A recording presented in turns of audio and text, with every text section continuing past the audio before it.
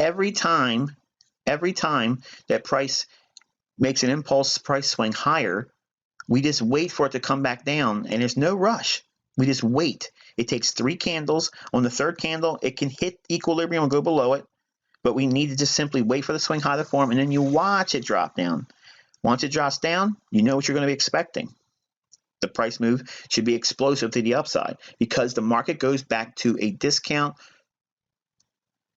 below equilibrium. It can be as sensitive at equilibrium, but here's what we're supposed to be focusing primarily on. You want high odds trades. You want high probability explosive price action moves in your favor. That happens when it goes below equilibrium because the market will go to a very suppressed levels.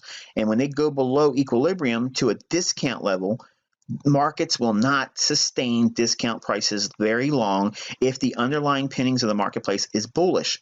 So it gives you 2 things. It gives you a context to work within when you for buys, and it gives you also a relative strength study that's built in. It should be sensitive. It should be dynamic. Price action moves away from that equilibrium or less. More specifically, below equilibrium. So that's where the optimal trade entry idea came from when I was using the 62% to 79% retracement levels that you see on my Fibonacci's. Well, it's this over here, 62, 70.5, and 79%, okay? And those levels are very, very sensitive, not because of Fibonacci's sake, but because it's really just measuring how far the current price range has been. The algo had a low down here, and it had a high here. This is the total range that we're trading inside of. Right now, okay, this is right now current as of today, Friday's close of September 16th. Okay, so right now we are in the range that's been defined by the high and the low here. So that level of equilibrium still exists, which is here. So any buy condition that occurs below this level here is high probability. Well, what does that mean? That means you just measure every single impulsive price leg higher. When it moves up, actually, let's do this. Let's shade this area. And that way we'll understand that anything below here, that's in a high probability or discount market. Okay? So now when we understand that, we can define every single price leg that moves up, which is an impulsive price swing. When it moves higher,